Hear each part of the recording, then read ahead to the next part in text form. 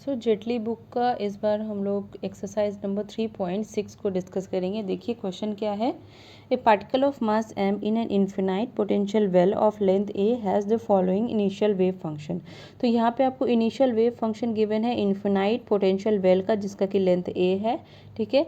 And energy spectrum E N is equal to minus H cut square pi square N square upon 2ma square, ठीक है।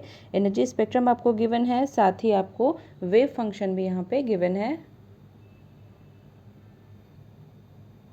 तो यहाँ पे आपको find क्या करनी है, देखिए साई एक्स टी आपको फाइंड करनी है at any later time T. Then calculate d rho upon d T and the probability current density vector and verify that this is continuity equation जो है इक्वल टू 0 आता है, ठीक है।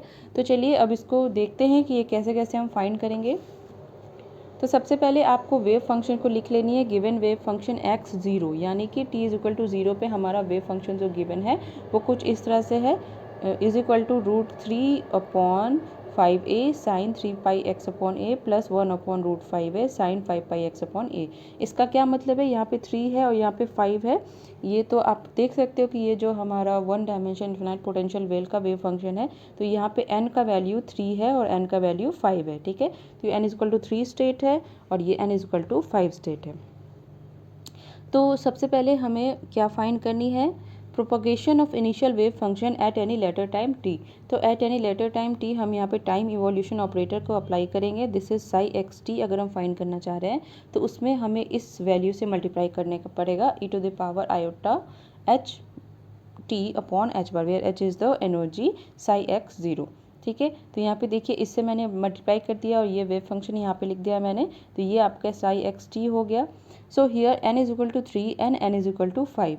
यहाँ पे क्या है, n इज इक्वल टू 3 है, यहाँ पे n इज इक्वल टू 5 है, ठीक है। इसका जो जनरल फॉर्म होता है वो कुछ इस तरह से होता है, sine n pi x upon a, ठीक है। तो यहाँ पे n का वैल्यू जो है वो n का वैल्यू यहाँ पे 3 है और 5 है, infinite 1D infinite potential well का। अब यहाँ पे देखिए यहाँ पे कैसे वैल्यूज़ आ जाएगा, यहाँ पे n जो है वो स्क्वायर होता है, n स्क्वायर होता है, तो यहाँ पे 3 का स्क्वायर हो जाएगा, e3 is equal to 9 where e0 is equal to pi square h bar square upon 2ma square. यहाँ पे फिर से करेंगे, 5 वैल्यू रखेंगे तो 5n स्क्वायर हो जाएगा और ये सारा वैल्यूज़ को e0 लिख दिया है मैंने, सो ये 25 e0। So after some time t our wave function, तो सम टाइम t जो हमें फर्स्ट में फाइंड करनी थी वो वेव फंक्शन क्या होगा, देखिए psi x t this is equal to √3/5a sine 3πx upon a e⁻⁴ this is 9 pi square h bar square t upon 2ma square. ये कहाँ से आया, ये हमारा एनर्जी है n is equal to 3 state में, ठीक है। उसी की तरह फिर ये हमारा एनर्जी है n is equal to 5 state में। तो ये कुछ इस तरह से आपको वेव फंक्शन मिल गया eight any later time T. यहाँ पे आपको किसी भी लेटर टाइम टी में वेव फंक्शन फाइंड करनी है तो आपको टाइम इवोल्यूशन ऑपरेटर अप्लाई करनी पड़ेगी और एनर्जी निकाल के यहाँ पे पुट करनी पड़ेगी, तो आपको मिल जाएगा, ठीक है। अब देखिए यहाँ पे हमें क्या फाइंड करनी थी, नेक्स्ट में यहाँ पे हमें फाइंड करना है, पहले तो हमने ये कर लिया एक्स टी और अभी then calculate del rho upon del t and the probability current density vector, ठीक है। तो यहाँ पे प्रोबेबिलिटी डेंसिटी निकालने के लिए हम क्या करेंगे, in order to find rho that is probability density we must find the complex conjugate. तो कॉम्प्लेक्स कॉन्जुगेट हमें यहाँ पे फाइंड करनी है साई एक्स टी। इसका साई एक्स टी जो है Sai conjugate of x T, यहाँ पे आयोटा जो है माइनस आयोटा जो है वो आयोटा में कन्वर्ट हो जाएगा, ठीक है। बस यही यहाँ पे चेंजेस करनी है। तो देखिए psi conjugate of x t is equal to √3/5a sine 3πx upon है e⁻, यहाँ पे माइनस था तो यहाँ पे आपका प्लस आ गया, ठीक है, e⁻⁴ 9 pi square h bar square t upon 2ma square. So यहाँ पे आपको मिल गया, ठीक है।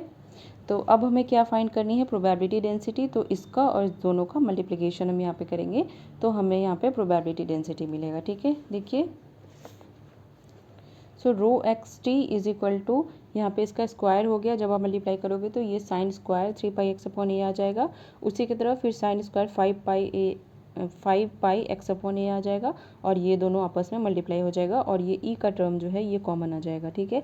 और दिस माइनस दिस आ जाएगा। ये कुछ टर्म्स आप खुद से इसको सॉल्व करोगे तो आपको अच्छे समझ में आएगा, ठीक है। सिंपल मल्टीप्लिकेशन है, कुछ ज़्यादा इसमें करनी नहीं है, ठीक है। अब जैसा कि हम जानते हैं since e to the power iota a plus e to the power minus iota a is equal to cos a plus iota sine a plus cos a minus iota sine a is equal to 2 cos a, ये values हमें मिलती है। ठीक है, तो अब देखिए यहाँ पे हम उसका यूज़ करेंगे, ये वाला जो वैल्यू है यहाँ पे हम इसको पुट करेंगे तो 2 कॉस ए यहाँ पे आ जाएगा। So rho is equal to 3/5a sine square 3πx/a, ये वाला आ गया। उसके बाद plus 1/5a sine square 5πx/a, ये वाला आ गया, plus 2√3/5a sign 3πx/a sign 5πx/a cos 8π² HT/ma²। ठीक है, ये वैल्यूज़ आपको यहाँ पे मिल गया। तो ये वैल्यूज़ कैसे आया, देखिए यहाँ पे मैंने आपको बताया है कि e to the power iota है plus e to the power minus iota है का वैल्यू 2 कॉस ए होगा। ठीक है, तो ये जो वैल्यू है इसका वैल्यू यहाँ पे 2 आ गया और ये कॉस 8π² HT/ma², ये आ गया।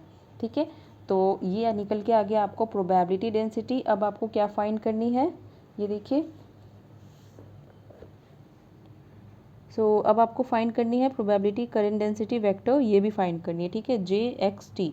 तो JXT निकालने के लिए हम क्या करेंगे, यहाँ पे सबसे पहले तो JXT निकालते, देखिए JXT का वैल्यू क्या हो जाएगा। तो प्रोबेबिलिटी करंट डेंसिटी वेक्टर निकालने के लिए आपको क्या करनी है, ये फॉर्मूला यूज़ करनी है। ठीक है, जिसमें कि साई XT आप यहाँ पे पुट करोगे, फर्स्ट डेरिवेटिव करोगे psi conjugate of XT, that is first derivative of psi conjugate XT with respect to x। ठीक है, ये आपको करनी है। उसके बाद फिर साई x का आपको फर्स्ट डेरिवेटिव करनी है विद रिस्पेक्ट टू x, और ये दोनों वैल्यूज़ को आपको यहाँ पे पुट करनी है, इसका वैल्यू फिर इसका वैल्यू, इसका वैल्यू फिर इसका वैल्यू पुट करनी है। आपको देखनी है कि इसका क्या वैल्यूज़ आ रहा है। ठीक है, ये मैंने नहीं कराया है, ये आपको खुद से करनी है। पिछले वीडियो में मैंने बता दिया है कि प्रोबेबिलिटी करंट डेंसिटी कैसे निकालते हैं, तो आप पिछला वीडियो देख सकते हैं, इसे कैसे हम फाइंड करते हैं। ठीक है, तो यहाँ पे कॉन्टिन्यूटी इक्वेशन को भी हमें सेटिस्फाई करानी है। तो यहाँ पे हमें करंट डेंसिटी मिल चुका है, तो इसका फर्स्ट डेरिवेटिव करिएगा। ठीक है, first derivative with respect to t, तो यहाँ पे टी है, उसके रिस्पेक्ट में आपको इसका फर्स्ट डेरिवेटिव करना है। देखिए यहाँ पे क्या फाइंड करनी है, कॉन्टिन्यूटी इक्वेशन को हमें सेटिस्फाई करानी है। ठीक है, तो ये फर्स्ट डेरिवेटिव आप करोगे, इसका वैल्यू आप निकाल लोगे, इसको पुट करोगे और चेक करोगे कि आपको ये 0 मिल रही है कि नहीं। ठीक है, अगर 0 मिल रही है तो ये आप जो निकाले हो वो सही है, अगर नहीं मिल रही है तो आपका कहीं पे मिस्टेक हुआ है, कहीं पे सिली मिस्टेक हो गया है। ठीक है, ये क्वेश्चन जो है 3.6 यहाँ पे हमारा कंप्लीट हुआ। ठीक है, तो सबसे पहले आपको यहाँ पे 2 चीज़ें याद रखनी है, एक तो है टाइम इवोल्यूशन ऑपरेटर।